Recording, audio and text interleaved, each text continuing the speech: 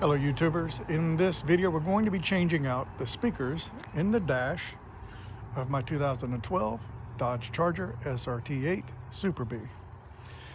The purpose for this is because these mid-range speakers that are in this car, and this car came with, for the options available for SuperBee, came with the Alpine system. However, these speakers do not play bright enough. They are more of a mid-range bright speaker, and I'm just not happy with them. It seems muffled, if you will. I'm used to a bit of clarity so that I can hear the cymbals, I can hear the whatever else is going on in the music. I have a better presence. It has a better presence than it does sounding like somebody singing underneath the dash, if you will. I'm hoping that these tweeters that we bought are going to be good enough to pierce through that speaker hole and come up, reflect off the glass, and give me a better, brighter experience with the sound of this radio. Don't know that it will. We will find out at the end of this video, and if we don't like it, we will put it back. But first thing we got to do is we need to take apart this panel here, and we're going to start right in on it. This should pop out.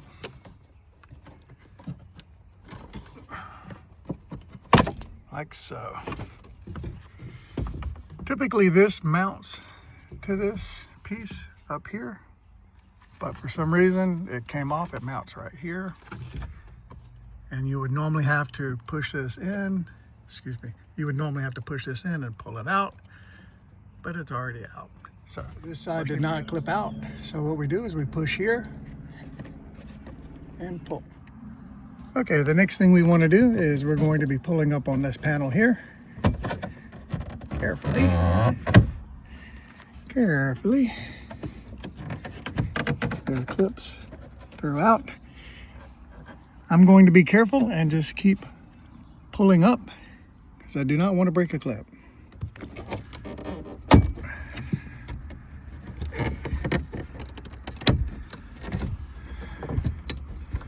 Okay, it feels really snug in there. I'm not gonna lie, it feels snug. But all I did was make sure I cleared these clips and these dowels and pulled. And it pulls out, it pops out. There's no rocket science to it.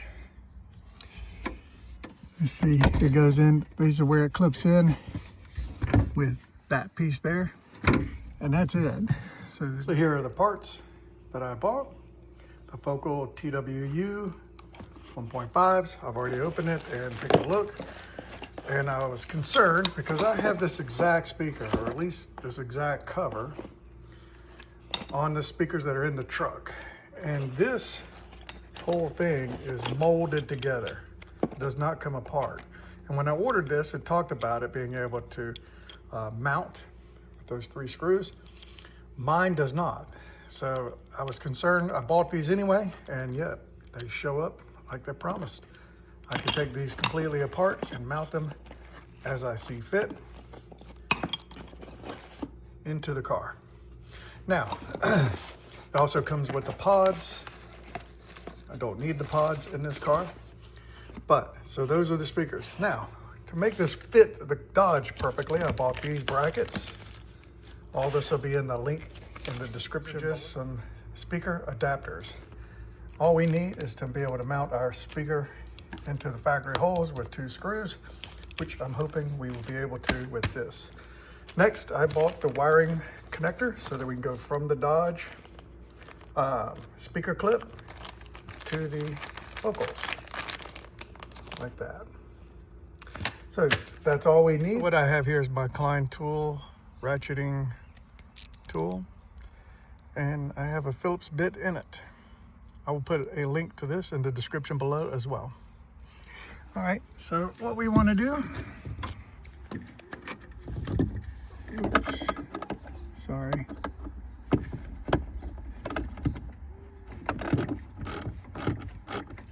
Okay, the screws are out. Let's pull up our speaker and disconnect it. In order to test how this thing's going to sound, we were going to just make our connections here and here, or excuse me, here and here, and plug it into the car and just set it in the dash. Okay, I'm just now figuring out a little bit more about this kit, but it looks like this is a capacitor of some sort, something to probably block high frequency sounds so that this won't blow. Now I have made the connection from this speaker to this wire here. Next, we're going to just insert it into our positive and negative here and plug it into the car. I'm not going to permanently cut or fix this yet until I hear sound coming out of that. Okay. That's how I have it set up for now, just so that we can hear how it sounds. Okay, I've got them set up there and I've already played them. That one over there. And it is a crisper high. It is not a louder speaker. These were just as loud as those, but that's got a, it reaches a higher level than that speaker, which would be expected. That's, I mean, that might be a tweeter, but it looks more like a small mid-range to me, the way the cone is and everything. So I'm thinking this is acting as a mid-range and a tweeter, whereas that is a tweeter and that is a subwoofer, which is how your component speakers that you buy aftermarket come anyway. So one thing to note, as you saw before I put that speaker in, I had this in place, and this reduced the sound too much. This must be acting as some sort of power filter, not allowing all the power to go through. As soon as I disconnected this, that speaker woke up. That speaker woke up, and it's twice as loud than without this. One thing to note too, I did not have any kind of distortion. That doesn't appear to be playing any kind of high, or excuse me, lows. So the speaker did not rattle or pop. If you've ever had tweeters, you would know that they would pop if they play the wrong sound. That never played that sound, never popped. So I don't need this. I'm gonna remove it from the equation. We're just going to hook up our adapter wire to our speaker permanently and put it onto the plate. So before we can mount our speaker, we need to know more about this adapter bracket. So in the car, it goes, you see this side and this side. This side here is face down. And because it lines up with the hole from where the other speaker was, the width of the other speaker. So it kind of fits in there pretty good and doesn't shift or want to move. However, there is a dowel in the dash of the car that lines up with this pin, except it doesn't on this bracket. It lines up this way. So what I've done is, this is how it goes. I am going to drill that hole out and make this one like this one. So what I ended up having to do was to break this back down. You haven't seen any of this work, but originally I had this set like this, and the wire went through the back, and then I set it in the car like so. But that's entirely too tall. This won't allow it to work, or allow the dash panel to sit back down and close. So that's in the way. So what I've done is I've taken a 1-inch drill bit and a burring tool, just to kind of finesse the end, and did this. Was this. It looks like this on the back. I got plenty of room for my wire, and it looks like this up front. So what I'll do is I'll double side sticky tape this, and we'll mount this. Whoops, it's upside down. This goes down in the car, but anyway, you get the point. This is going to sit like that and be flush, which will allow the dash panel to close. Okay, let's make our connection.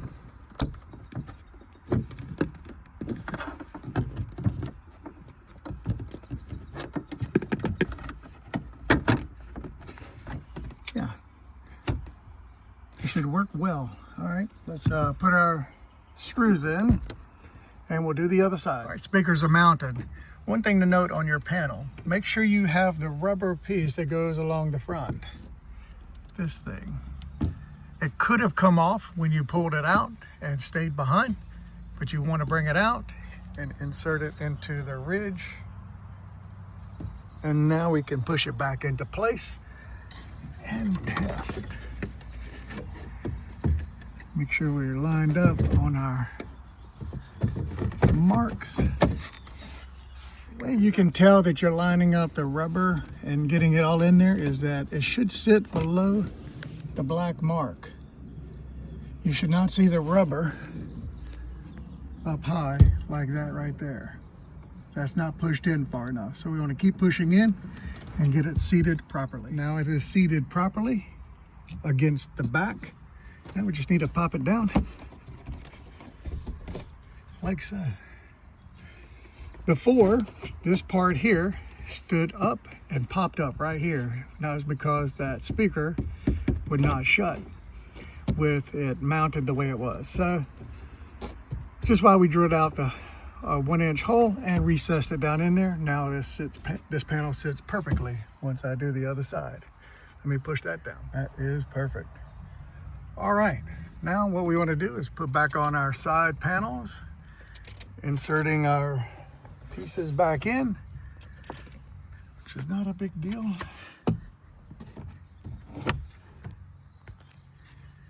Remember, this goes down into here, it slides into here. Anyway, I'm going to slide that into there and push that down and pop it into place. Nothing more. This side's all clipped back in.